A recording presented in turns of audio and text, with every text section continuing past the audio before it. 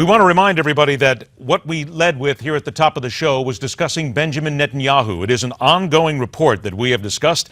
It is one that we are watching as well today, as the Mossad, his secret intelligence agency, has reported that much of what he has told the United Nations was actually just a stretch of the truth. That is something that we're watching on the day. That is something we'll discuss right now. Let's talk about this and so much more about what's going on in the Middle East. Also back here inside the Beltway with our Newsmax political analyst from Los Angeles, Larry Elder, joins us on the show. Larry, good to see you again.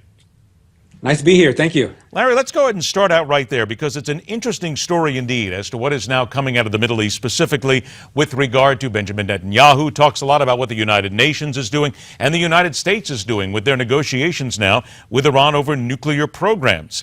Apparently, Netanyahu, when he stood in front of the United Nations and warned that the Iranians were close to a nuclear device, even his own security agency says that that may have been a bit of a stretch of the truth. Of course, everybody stands by it and says, we still have to worry about the Iranians.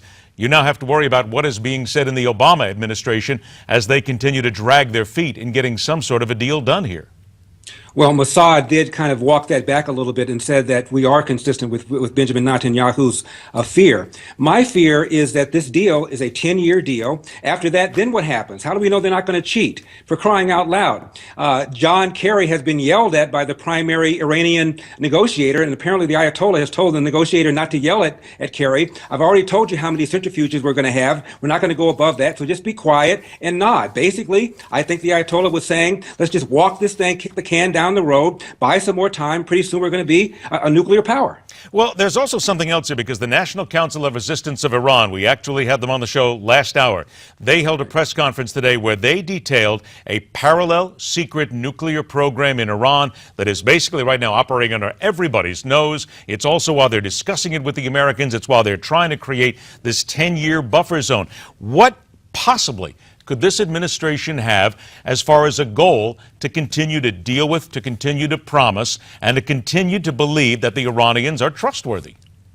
I believe that President Obama came into office believing that George W. Bush put a stick in the face of the Islamic world, and that's one of the reasons why we have so many problems. I believe that Obama believes that we can really coexist with a nuclear-armed Iran, because either through naivete or through bad bargaining, they're going to get a nuke, in my opinion. And I believe President Obama believes that we can peacefully coexist with a nuclear-armed Iran. Not too surprisingly, the Israelis are hopping mad about all of that. They don't feel they have a partner here, and I don't feel they have a partner here. I've never seen this kind of hostility between the Prime Minister of Israel and the President of the United States, ever. What about a lot of these discussions here regarding Congress and the actual appearance that Benjamin Netanyahu will make in front of Congress right now? You've got a number of Democrats who say, we won't go, we won't be there. It's absolutely wrong. All you're doing is showing up the president. There are others who say, wait a minute, you're Congress. You need to be there. You need to at least hear this. And this is a slap at one of our, if not our best ally in the Middle East. What is it that, in your opinion, the Democrats are trying to prove here? Simply that they stand with President Obama, or they're anti-Israel, or anti-Netanyahu?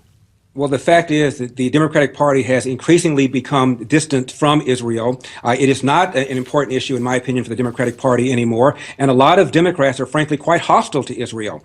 A lot of Jews don't consider Israel to be the primary issue that they're concerned about. So it's interesting that Republicans, especially conservative religious Republicans, are the ones that are the staunchest supporters of Israel. What about this 10-year deal that we keep hearing about, this phased-in nuclear option? Right. Yeah, I saw the reaction immediately, and every single expert that we have talked to, that I have talked to privately, has almost the exact same reaction. Are you kidding? Right. Even if we agree that they're going to abide by the deal, why is 10 years a good deal? So after 10 years, then you will get to wipe off what you call a fictitious nation off the face of the earth after 10 years. So I got 10 years worth of breathing from the time I'm 7 till the time I'm 17. If I'm living in Israel, I've got nothing to worry about. It's absurd. This is a country that has stated its intention to wipe Israel off the face of the earth. And they said, God willing, someday there'll be a world with no America. These people have shown their intent. They've undermined our efforts in Afghanistan and in Iraq. They've helped the Iranians build their nuclear program. And we threw the Poles and the Czechs under the bus, Obama did when he first came into office, hoping that the Russians would help us with the Iranians. They've not done it. Every area of the world that I can see, whether it's Southeast China, whether it's the Middle East, whether it's terrorism in Europe, every area that I can see is worse off since President Obama has been in office because of this naive point of view I'm not Bush. I'm going to be kinder, gentler, extend my hand with an unclenched fist, and hope that the terrorists respond in kind. They All have right. not. Larry, hang tight. We're going to take a break, come back on the other side. We're going to talk about the Department of Homeland Security, immigration, and much more when we continue right here on Welcome back to MidPoint. Veteran radio talker and also Newsmax political analyst from Los Angeles, Larry Elder, joins us. Larry, let's go ahead and bring this now inside the Beltway because Mitch McConnell at this point is scrambling. Monday night, he's moving the Senate now toward a standalone bill that just targets the president's 2014 executive action, spares the 2012 action aimed only at certain young immigrants, basically trying to create some sort of separation here to make sure the DHS does not shut down Homeland Security and that Republicans don't get blamed by Friday. Is he too little too late? Well, he certainly is right to be concerned about the PR fallout. We know what happens when the government is, quote, shut down, even though the government really isn't shut down. Just a handful of inconveniences that happen, but this is called a shutdown, and the American people do not like it. The media are against Republicans. They will be maligned if they, quote, shut down the Department of Homeland Security. The good news is that the Texas judge threw them a lifeline when he granted the TRO, and it seems to me it's going to take about 2 years for the TRO to work its way through the courts, and by that time, Obama will be long gone. So as far as I'm concerned, it seems to me that the Republicans have an out if they take it. But will they take it, and also will they be able to pass this through, get this done, and get this thing funded by Friday? Only got a few days here. Yeah, it looks tough. Again, a lot of Republicans, especially in the House, want to make a statement. They want to let people know that what Obama did was illegal, it was wrong, and of course the TRO could be overturned, and we could be right back where we are right now. So the fact that the TRO has been granted doesn't mean it's going to be a 2-year stay. It probably will be. So I understand why a lot of House Republicans want to do something about this. As far as I'm concerned, the American people are behind the Republicans. Most people don't like the idea of this executive order, even if they like the idea of having the illegal immigrants stay here. They don't like the way President Obama did it. So it seems to me that if Republicans articulate what's going on, talk about this as a threat to the constitutional framework that we have, they'll be able to pull it off by defunding just the part of Obama's executive order. But Larry, they've had weeks to do that in order to at least state their PR campaign for the American people, and they have not done it. If you look, you'll find a number of people around the country are still talking about that if this government shuts down, they will blame the Republicans. So in essence, the Republicans did not do a good enough job framing this and getting it ready for this fight. Would you agree?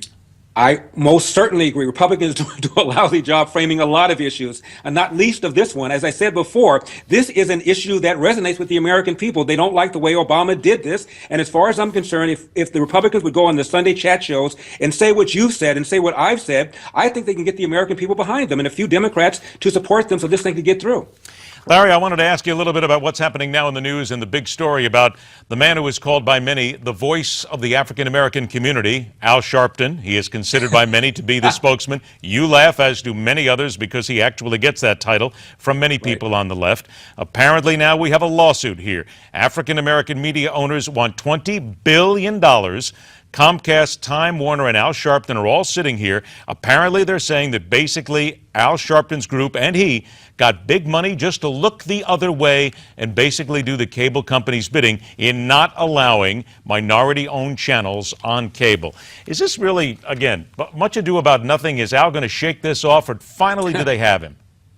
Al will shake it off. The lawsuit is much ado about nothing. The lawsuit is filed by the general counsel, who used to be the general counsel of the Byron Allen Entertainment Studio Group. That's one of the co-defendants. And it looks to me, when you read between the lines, that they're trying to get some sort of placement from Comcast. It seems to me they're doing the same thing that Al Sharpton is doing. That is, yelling and screaming, crying racism in hopes that you're going to get something out of it. I never even heard of this organization that's bringing the lawsuit. And the lawsuit is alleging that Al Sharpton got paid off, surprise, surprise, and that he was hired in order to shepherd through this merger between Comcast and Time Warner, surprise, surprise, and that Al Sharpton's show gets lousy ratings, but he still has a job. Wonder why? I'm sure Sharpton was hired by Comcast to pull this off, but what this has to do with the lawsuit is beyond me. It seems to me the people who are suing are making the same kind of silly race-based claims that Sharpton's making. Man, it continues to be Teflon, no matter how you look at it here. 1 minute left to go. The state of Alaska, you're going to be able to fire up a joint in Juneau real soon because, again, we have another organization, another company, another group, another state that has said, okay, we're going to allow marijuana here. It's going to become legal. Is this not just going to be the way of the future? It's going to happen here in the lower 48. All the Of course states. it will. Most of the potheads now are in their 40s and 50s, and they remember the 60s and 70s with fondness, and they don't believe that marijuana, anyway, is that harmful a drug. I happen to be one of those who believes that the war on drugs should be treated as a health problem, not a criminal justice problem. I'm not advising anybody to do drugs, but I do believe that things like marijuana and so-called soft drugs, that cops have other things they could and should be doing, and let's treat this as a health problem, not a criminal justice problem. And also, perhaps, I guess then you would be one of those people who would say that if you want to take care of the marijuana problem, basically just get a whole lot of ring dings and ding dongs and throw them at people as they come out of the stores. Okay. Well, tax it. Tax it. Had to throw that out there because, you know, there's the old jokes. It'll all work no matter how often we try to tamp them down here. Larry Elder from I don't Los like ding dongs. Yeah. Well, it's all right. Don't worry sweet. about it. Ring dings, okay. You know, the devil dogs, we can find them all. It's that late night drive-in window, Larry. Go ahead. You've heard all the stories, too. Larry Elder I'm a from park Los line Angeles. man. There you go. All right. As long, whatever works is the good stuff. Take care, Larry. We'll talk to you again soon. You got it. All right, take care. The growing danger on college campuses and state governments finally doing something about it. That's coming up next, right here on MidPoint.